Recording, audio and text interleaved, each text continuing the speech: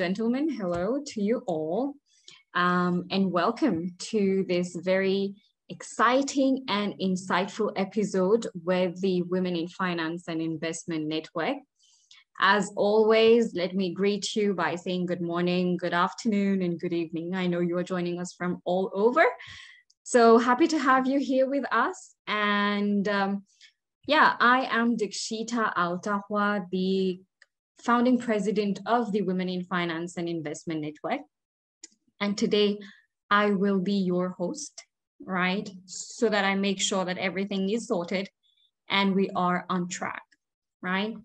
For those who have joined us for the first time, let me just give you this very brief and quick information about the organization. So we are Women in Finance and Investment Network, a US-based nonprofit organization, a membership-based organization that is basically seeking to address the generational and gender gap in the finance and investment management industry.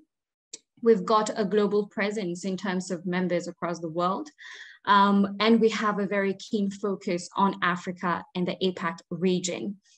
We are currently working with institutions, educational institutions, financial institutions, and other platforms in order to attain gender parity in the finance and investment management industry.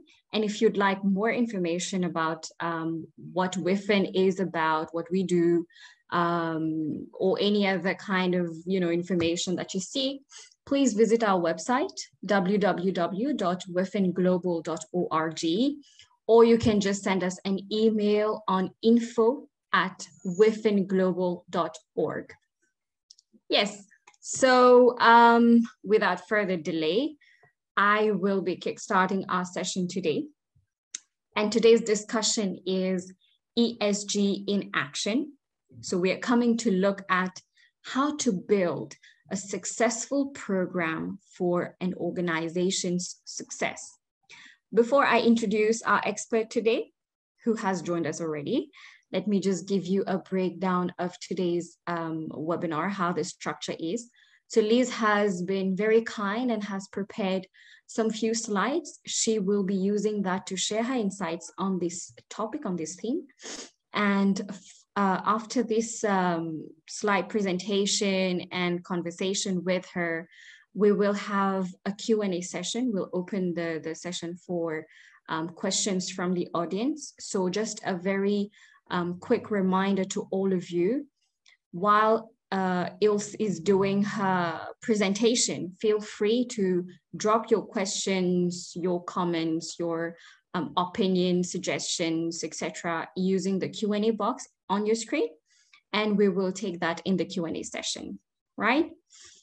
All right, so our facilitator of today, Ilse, is that correct? I'm pronouncing it well, right? Or Ilse. Ilse. Okay, right. So she is an ESG advisor. She is the ESG advisor at Old Mutual Alternative Investment. I'm going to read her profile, so bear with me. Ilse assumed the position of ESG advisor in 2019 and is responsible for undertaking environmental, social, and governance, which is ESG activities, across all transactions, execution, and asset management of the impact investing assets, which includes 5 funds across primarily education, housing, and retirement assets. Prior to this role, since 2008, she was an investment professional in the impact investing team and managed existing investments, primarily in the end user finance space, also serving on the boards of some of the investee companies. In addition to asset management, she was responsible for fund and investor reporting, fund administration, and for assisting the impact investment team in implementing a social and environmental management system. Ilse holds a BCom marketing from the University of Pretoria and a BCom honors in business management from the University of South Africa. She currently serves as a director of the Board of Schools Grant Fund. Allow me to mention that you can also connect with her on LinkedIn, right? Great. So this is the profile of Ilse, and I have to say, very terrific one. We should be looking up to you. And first and foremost, thank you for accepting our invitation to join us today as facilitator and for honoring our platform with your presence. Thank you, Dikshita. Thank you so much for reading my profile and the kind introduction. And thank you for the invitation. It is actually great to be here, and thank you for everyone that's joining. It's always good to talk about ESG.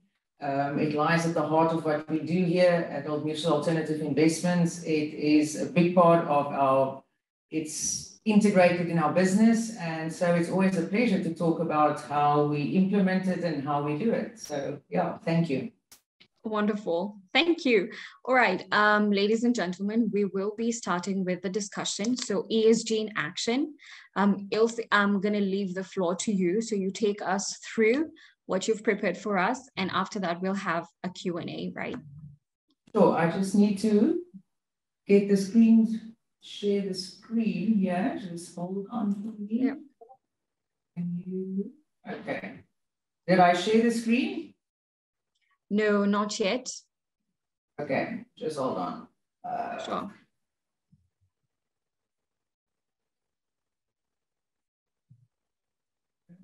That should work.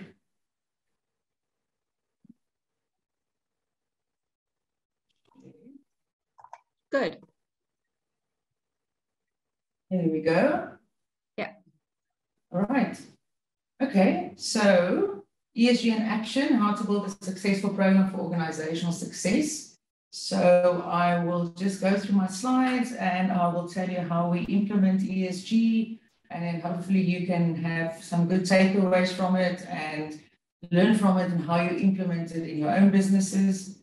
And yeah, I'm happy to take questions later. All right. Is it possible that we make it full screen? Is it not full screen? No, it's not. I'm looking at our big screen, so that shows full screen. Let me just see if this. Let's see if this works. So zoom into the slide, but then it doesn't. No. Okay, probably wait. is the format. Just see here. I mean, just for it to be more readable, you know? Okay, so you see it very small. Yeah, it's like half of my screen. I'm looking at my big screen and it's full. It's a full screen. Okay, let me see. Let's see quickly here.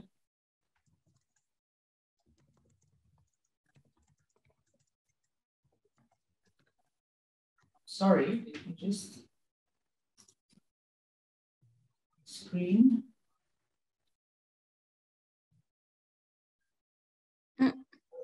All right.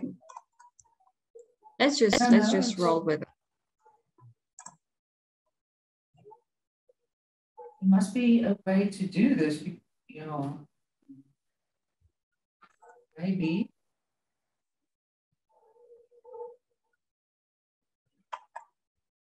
I'm on the slideshow mode. I'm sorry. And it shows on my it's screen, fine. it shows big. Can yeah, you they're see saying that? yeah, they're saying the notes, so let's proceed.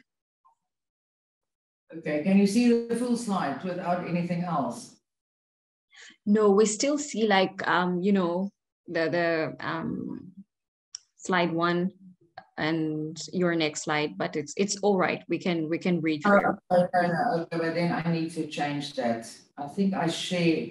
Let me just go do this again and then share a different screen. Okay. We will be patient. Thank you. Sure. I need to share that screen. There we go.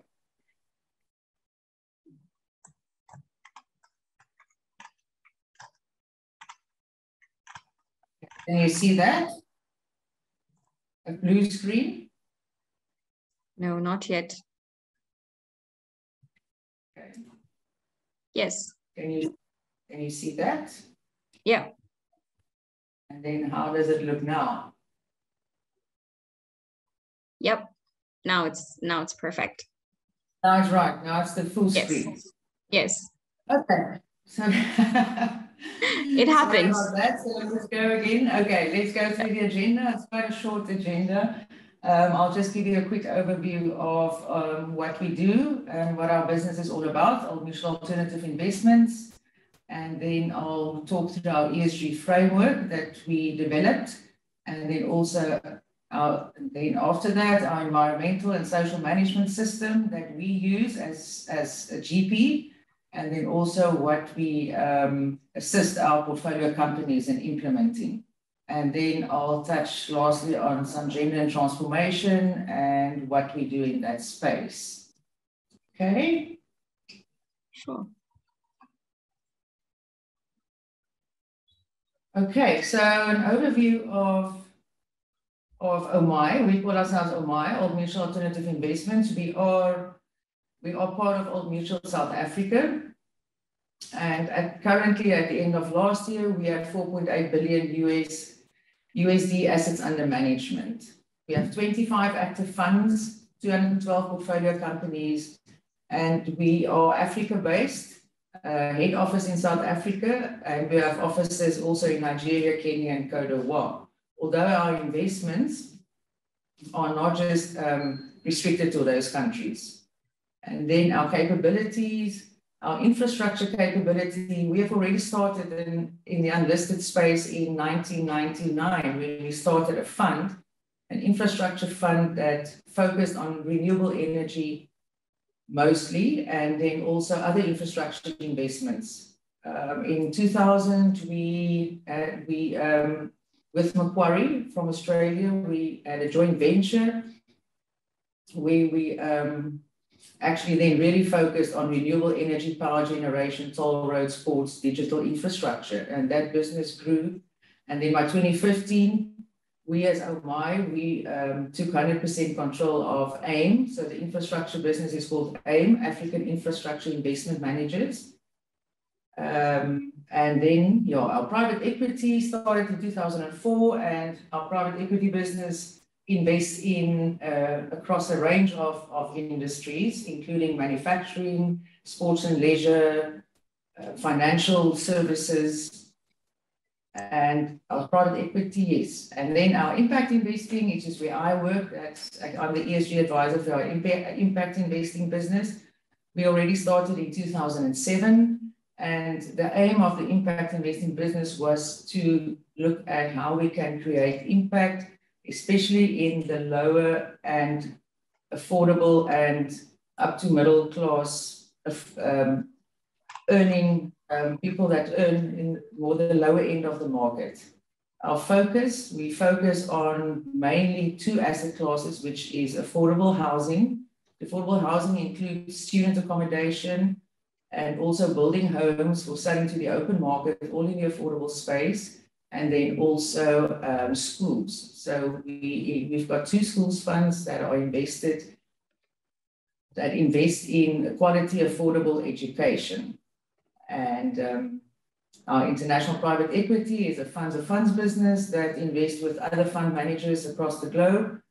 And our hybrid equity is our newest one that came on board only last year. So those just a short overview of the Omaya business and what we do. Okay. Okay, so look at our ESG framework. So when we started our journey on ESG, we've always, in most of our businesses, always had ESG considerations when we do investments, and we always looked at it. But quite a few years ago, we actually decided to formalize, and when ESG became so prominent and so important in the investment world, and from LPs, more pressure from LPs. So we embarked on this journey to actually put a formal ESG framework and system in place. And the framework is to actually look at how the purpose of the framework is to embed ESG considerations throughout the investment life cycle, from screening right through to exit of an investment. So the overall ESG framework, if you look at the top, it's about the policies that you put in place to actually govern the actions that you do in ESG. And then we looked at the UN Sustainable Development Goals, and those are the top line goals that we drive towards. So we actually gone and identified goals that we can, in terms of our asset classes and our business. So in the types of businesses that we have and the type of investments that we make, we looked at which of the Sustainable Development Goals we can work towards and where we can make a difference. And then we implemented an ESMS, an Environmental and Social Management System. And that is where we look at investments from beginning to end and enable ESG integration and also impact management into our investments. And to do that, we need ESG metrics and information, and that's the data that we track to understand our impact and to understand, are we meeting our goals? Are we meeting our targets against the United Nations, the SDGs? And then obviously at the bottom are our portfolio companies that we work with every day in achieving this. Just see. So our ESG policy, these are the commitments. Our policy covers, just put something on my screen here. I just need to change. Apologies for that. Okay, our policy covers the full spectrum of the ESG issues, and that is our policy. These are the commitments that we actually communicate to our LPs and to our portfolio companies and to everyone that we do business with. We consider the issues that are material and that can influence the long-term success of our business and its investments. And the practices our practices include risk management, opportunity, and positive impact. So those are the three most important things that we look at. So first of all, you have to manage your ESG risks. So you have to see which risks are there and how you're going to mitigate them, and then always look for opportunity as well. Because for us, it's also very important to improve on the ESG performance of our investments, not just a risk management tool, and then also to create positive impact. So the commitments that we are making is to integrate ESG factors into our investment process, right through the investment life cycle. When we work with our investee companies, we actually require them to incorporate ESG in their operations and also to incorporate a system where they can manage their risks and also look for opportunities in their businesses on how to improve on their ESG performance. We monitor ESG factors in our portfolio companies by tracking data. We decide which data works for which company and also the data that will work for us in terms of achieving our impact goals. And we monitor and track it also through an ESG data management system. And then develop and implement an ESMS. If portfolio companies don't have an ESMS, we encourage them, we require them, and we also we assist them. And I'll show that in later slides, how we give them frameworks that they can use to actually implement an ESMS in their own company. And then identifying ESG opportunities, which I'll also touch on later, just give a few examples of some opportunities that we did identify in some of our investments. And then we play an active, responsible investment leadership role. We consider ourselves a responsible investor. We are also signatory to the United Nations Programme for Responsible Investment. We manage conflicts of interest, collaborate with co-investors on ESG issues, monitor and reporting framework. We reporting to our investors, staff training for our investment professionals, our investment managers in our investment teams. We act as a responsible steward of assets and regular disclosure regarding the progress that we're making. And then as part of our ESG policy, we also have policy, the standards and guidelines. So if we look at investments, those are the standards and guidelines. It's a long list that we actually implement. Legislation, UNPRI, the Global Compact, the guiding principles on business and human rights, equity principles, development goals. So all of those, the TCFD, which is our first report this year, will be on the task force of climate-related financial disclosures. The 2X challenge, we already started doing work on the 2X challenge, which is about gender investing. And then for corporate governance, the King Code and the Corporate Governance Development Framework. The policies we have in place at the moment is our overall ESG policy. And then we also developed a modern slavery policy, as well as a climate policy. For our impact investing business, we have specific frameworks that we work with. And those are the SDG Impact Framework, the Global Investing Network, which is the GIN, and we've got a member status there, and then the operating principles for impact management, the OPIM, we also have a signatory status there. So this is about the policy, the overarching policy that guides our investment framework. Here, our strategic focus. Yes. Yeah, before we move forward, could I just ask you if it's possible you share some more insights on the 2X challenge?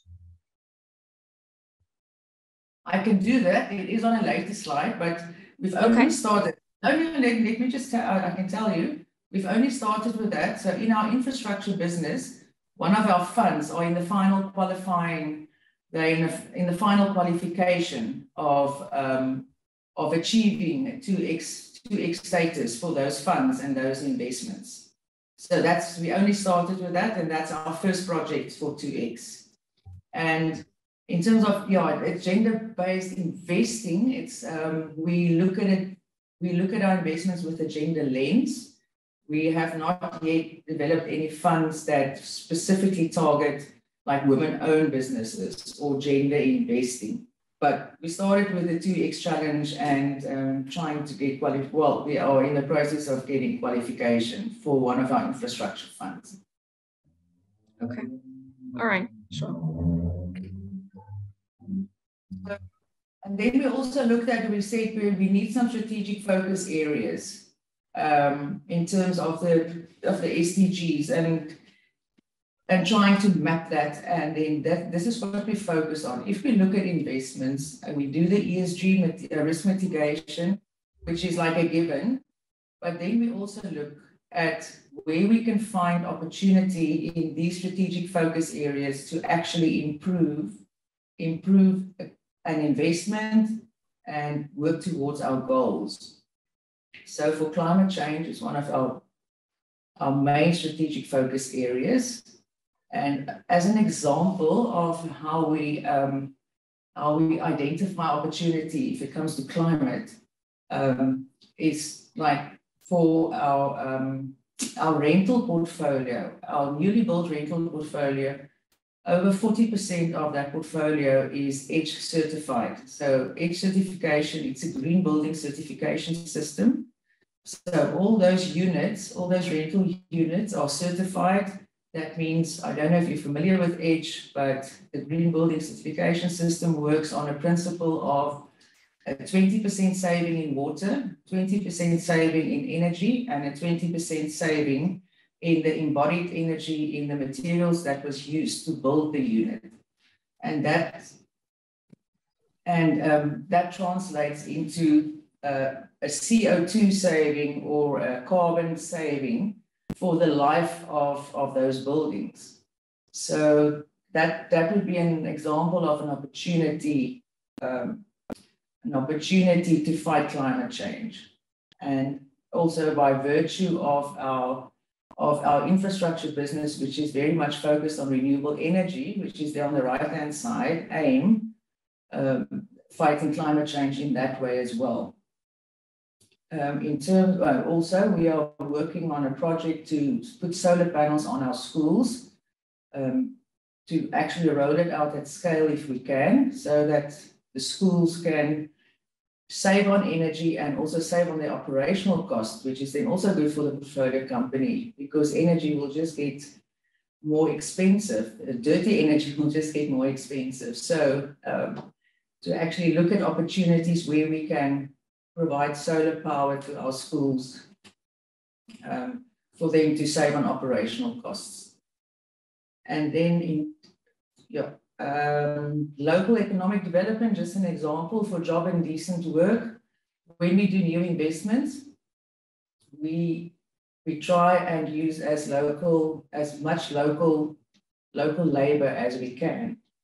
And sometimes we also put that into our requirements for investment, that the project must use a certain percentage of local labor. Diversity and transformation, I will touch on that a bit later. Transformation is quite South African based because of our history.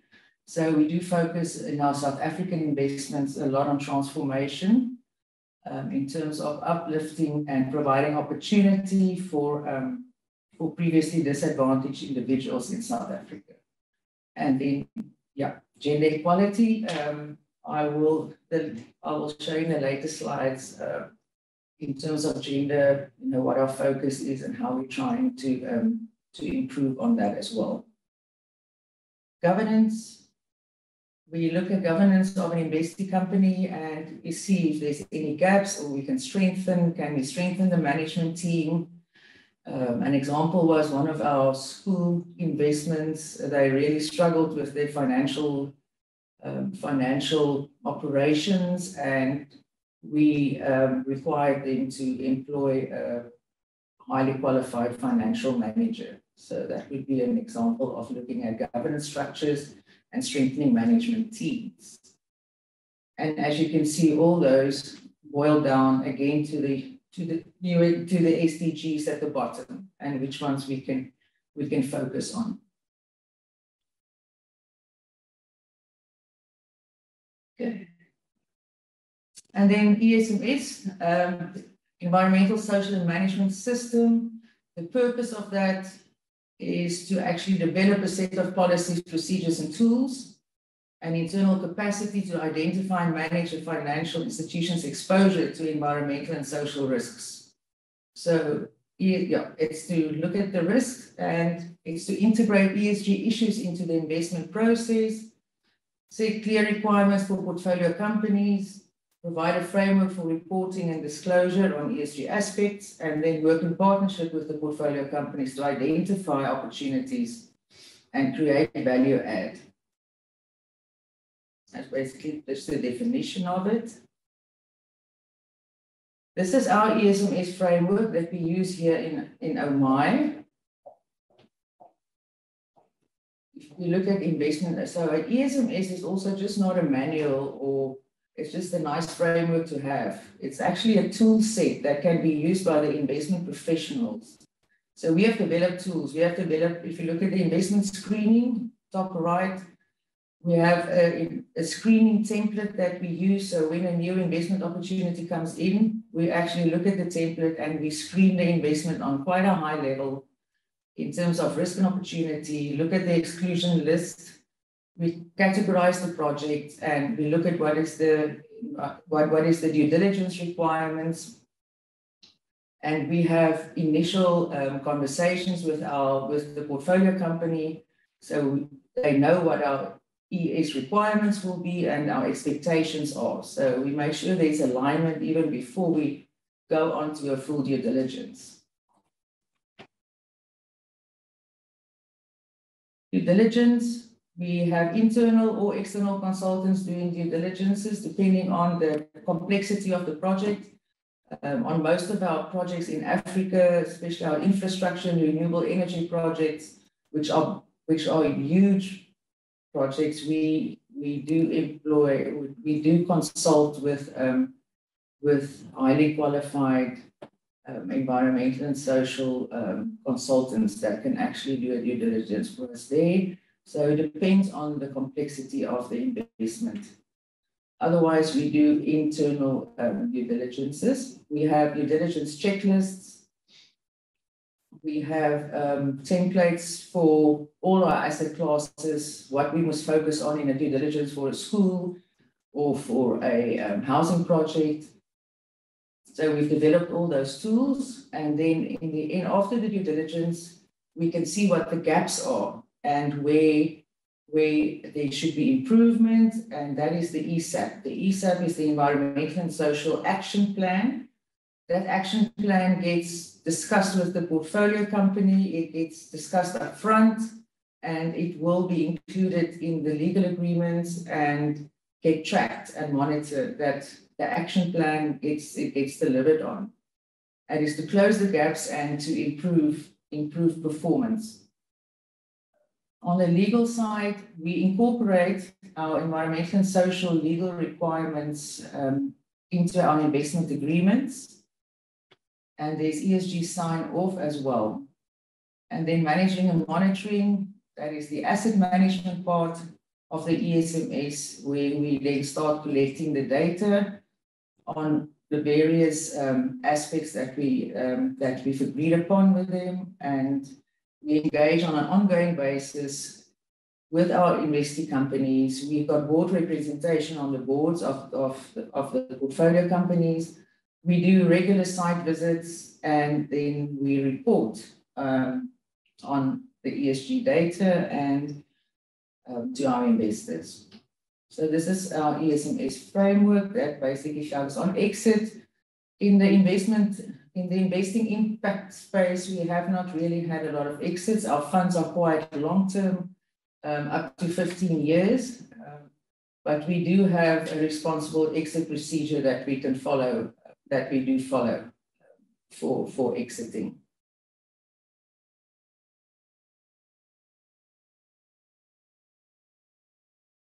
As part of our ESMS, we also use a theory of change approach to identify which indicators and metrics we must measure for positive impact.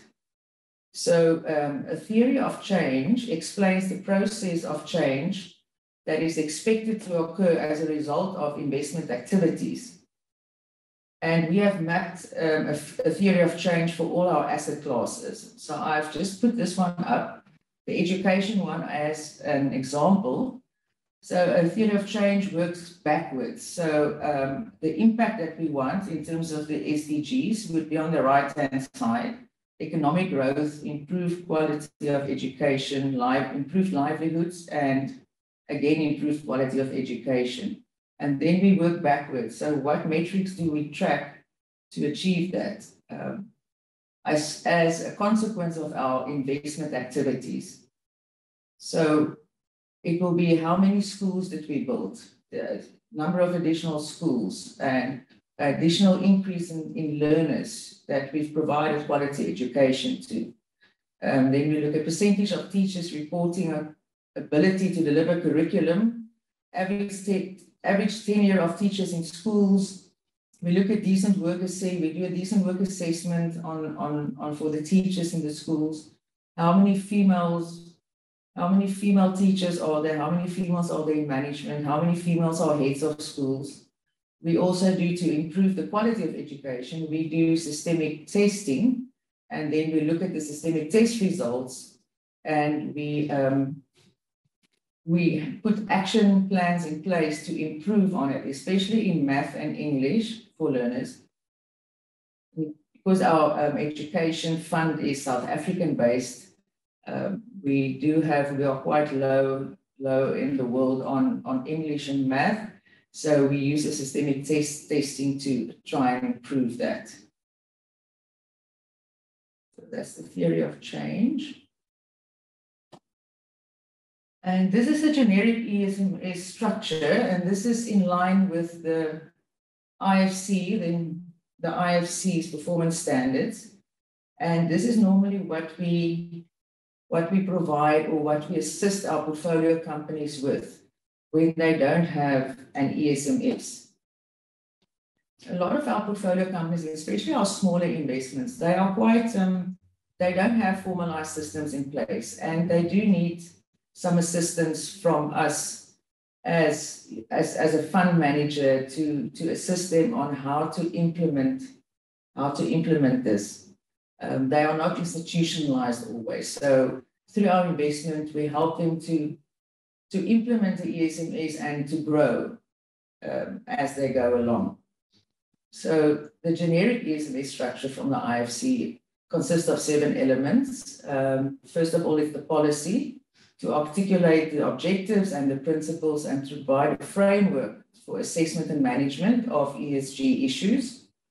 The risk and impact is for portfolio companies. They should have a process where they can identify the risks of their operations and also the impacts of their operations. The organizational capacity, number 3, is a company should have someone that is responsible for the ESG management, and that person should be on the level of competence to actually should have the necessary skills. And also organizational capacity and competency, there should be defined roles and responsibilities. So one person should be responsible for managing and tracking and monitoring, and then also reporting back to management.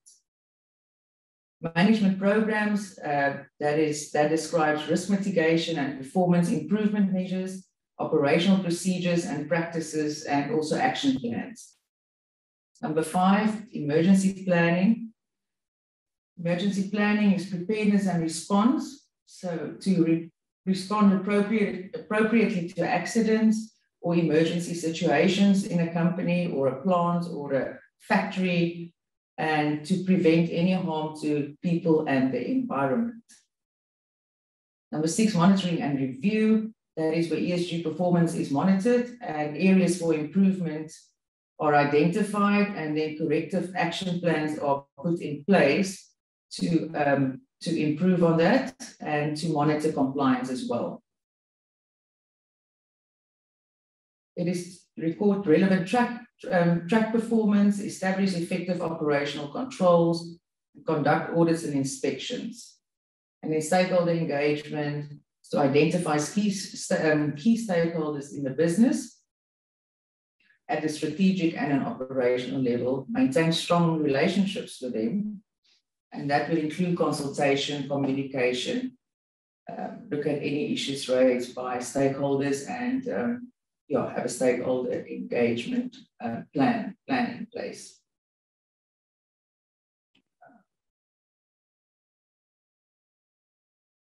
And then as part of the suggested ESMS in the previous slide, this is what we also give to our portfolio companies to actually assist them.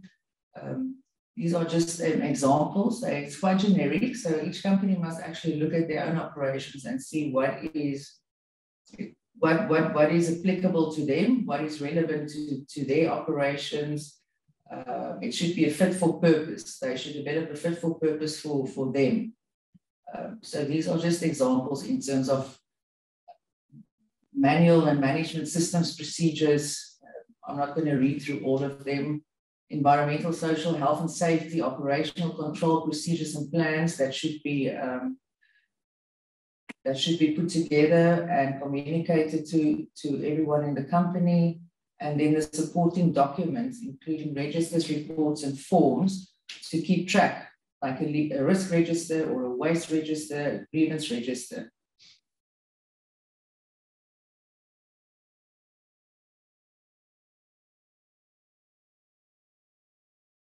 And then on ESG culture, I thought I'll put a slide in on this because ESG people work with ESG every day, and then sometimes the rest of the company or the investment teams or other employees, ESG is not on top of their mind all the time. So I do think it's important, the importance of ESG and the application of the ESMS. The importance of ESG should be realized and applied by all in the company. And they just look at the culture. Cultural shift is important. Some companies have got an ESG culture and others are struggling. So there's no perfect model.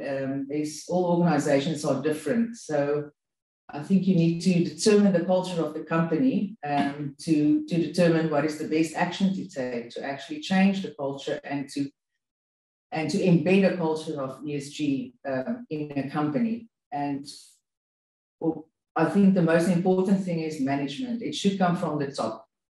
It won't work if there's no management buy-in on ESG, and it should be embedded in the strategy. So everything that you do and strategize, the ESG element should be incorporated in there.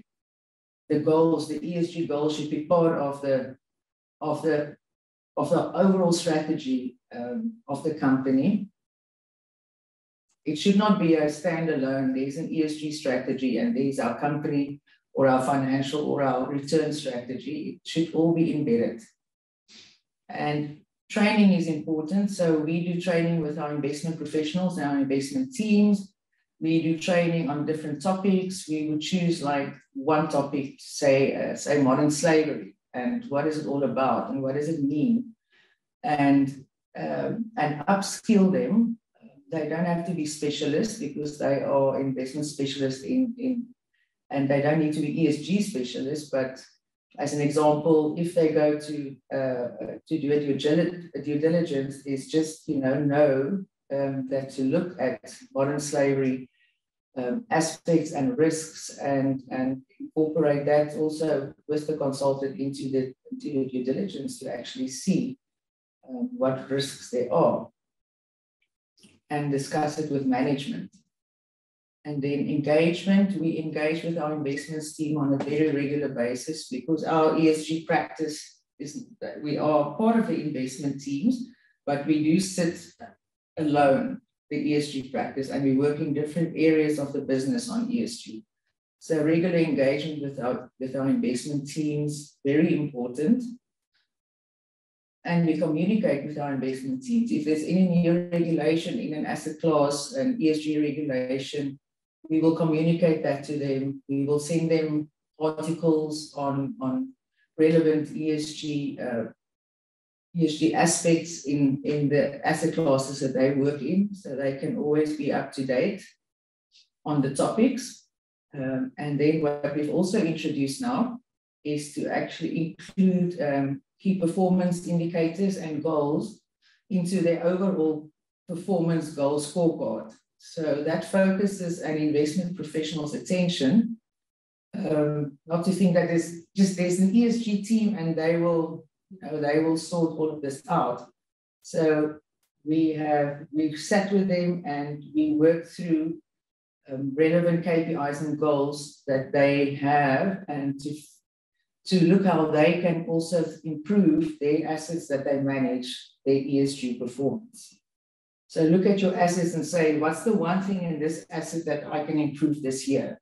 Or two things, or where are the gaps that I can close and make it better? Yeah. And then I look at trend and transformation in our portfolio companies. Our sustainability report from 2020. This is the data that we gather from all our portfolio companies. The stats, I just thought I'll put a few stats here. 42% of all the employees in our portfolio companies are female. 38% are female management. Of all the directors on our portfolio company boards, 24% are female. And then on our education portfolio, we 44% to 52%. So we've been really driving to get women on company boards.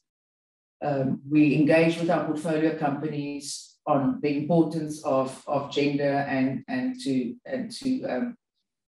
promote women to become directors on the company's boards. We also do it from internally. So we will endeavor to, or we will push for female directors to be appointed to the portfolio companies' boards.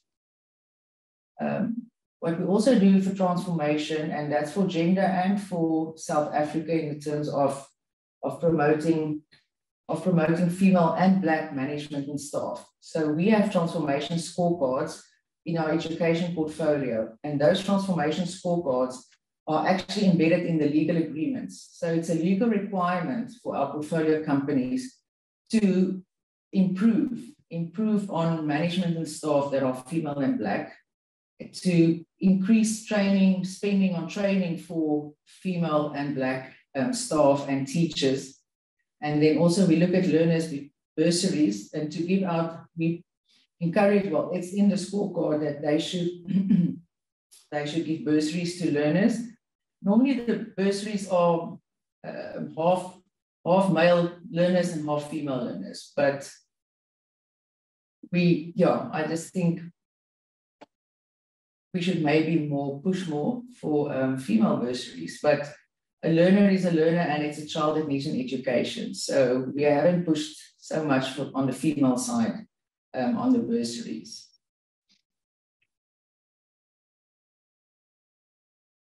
On the portfolio company, other portfolio company initiatives to look at improving the lives of women.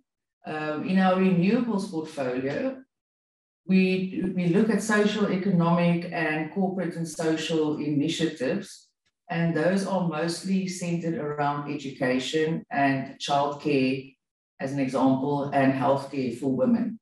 So there are quite a lot of those initiatives going especially in our renewables and big infrastructure projects, where there must be a certain percentage corporate social investment spent.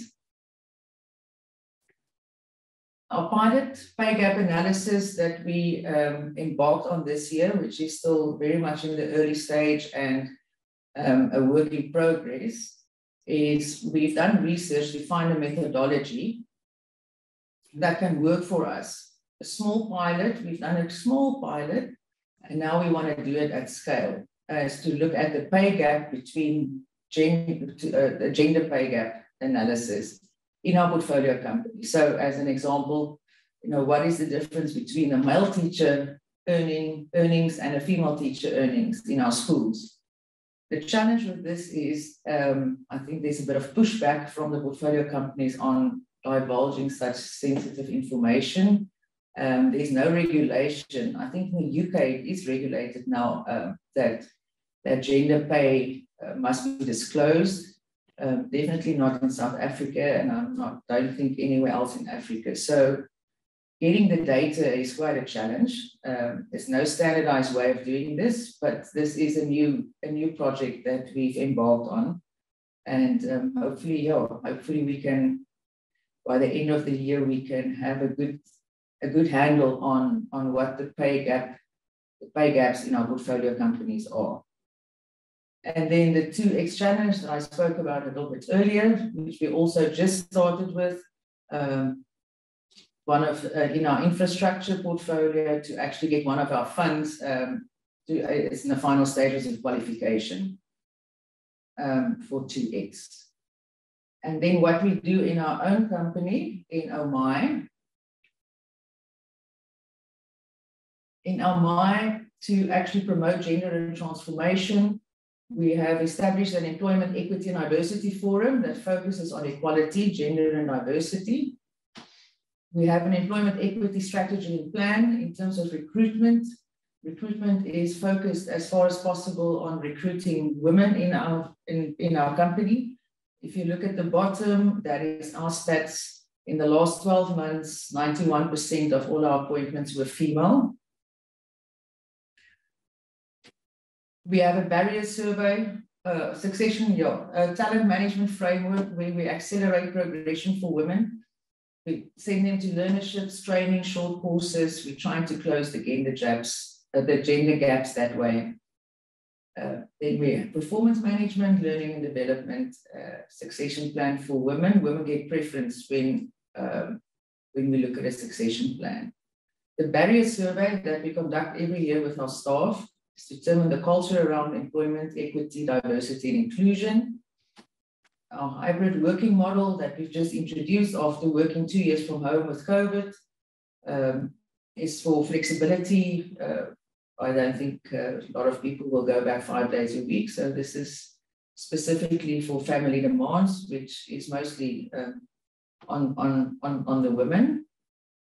Our HR practices is to focus on retention of Black and female staff, look at the turnover of the talent and the female staff, and also trying to determine if there's a high turnover. We have exit interviews, normally with an independent HR consultant, to determine, why our high talent and female staff leave, and then to actually have an action plan in place to retain them.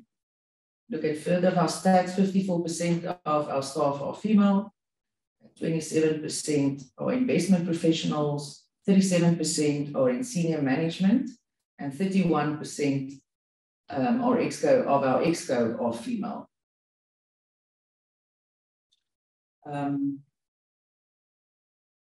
And I think this is the end. I hope I'm on time, or am I ahead of time? No, it's perfectly fine. We are in time. Yeah, thank you. Thank you, Ilse. This has been a very information-loaded presentation, I have to say. And yeah, I will be asking our audience that we will be opening the Q&A session now. So if you have questions for Ilse, please drop them using the Q&A box. In the meantime, I have some questions that I just, drafted while listening to your presentation.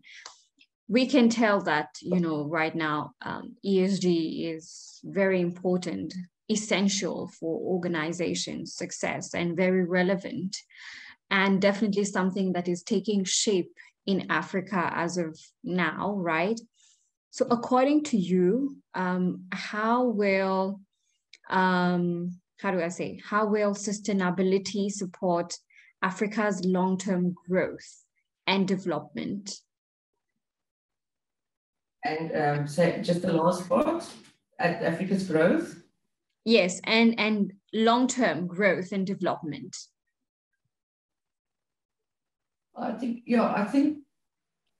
ESG has become so important, and there are so many LPs investing, and Africa's got so much potential. If you think about Africa's population, it's going to grow.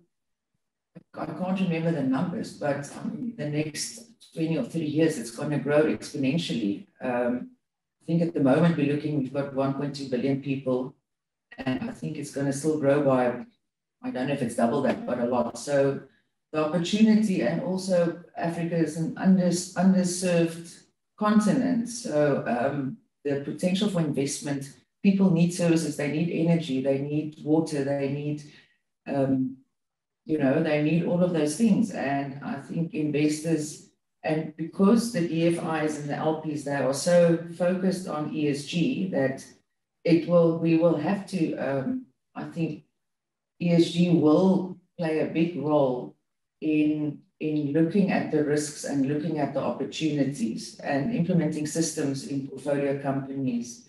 And it's also, training them or assisting them on looking at the ESG risk, because the social and the environmental, the impacts are great. And if we don't mitigate those risks and look at opportunities to improve it, I don't think investment in Africa will work. I think we do need to manage the risk and look at the opportunities. Yeah. All right. Thank you. Thank you, Ilse. I'm just going to ask you if you could just stop sharing so we can take some more questions. Yeah. Yeah, sure. Just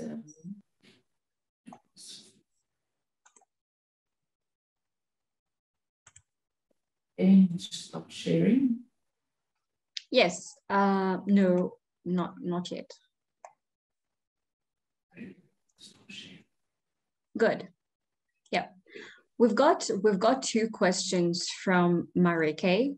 So her question is, she says, thank you for the presentation. Her question is, do you undertake any site visits to portfolio companies to assess the implementation of the ESMS on the ground? Yes, we do. Yeah, we do. We go on site visits as often as we can. Obviously, with COVID for 2 years, site visits did not happen. And now that we can travel again and we can travel in for business, we are doing so. We do site visits, obviously, for new investments, but I go to our existing assets. I try to go at least see every asset. I can't see every asset once a year, but I try and see them at least every 2 years.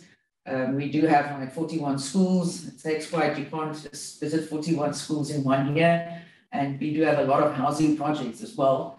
Yes, I go and then I do what I call a ESG review or ESMS review site visit. So we walk through the school, we engage with the portfolio company, with the management. We look at what action plan there was. We do monitor the action plans, but we go through the action plan again and we see where there's other risks that need to be mitigated or other improvements that we can make. So yes, we do monitor the ESMS. We look at their systems and procedures. Yeah, we do that. All right. There is a follow-up question to the first one. She asked, do investors include the ESMS as a pass-through obligation to other business activities or value chains? Investors do require us as a fund manager, investors, well, the LPs require us as GP to have a proper ESMS system in place for how we do our investments. And then flowing through there is we require our portfolio companies to also have an ESMS in place. So yes, the flow through is there from the LPs right down to the portfolio companies.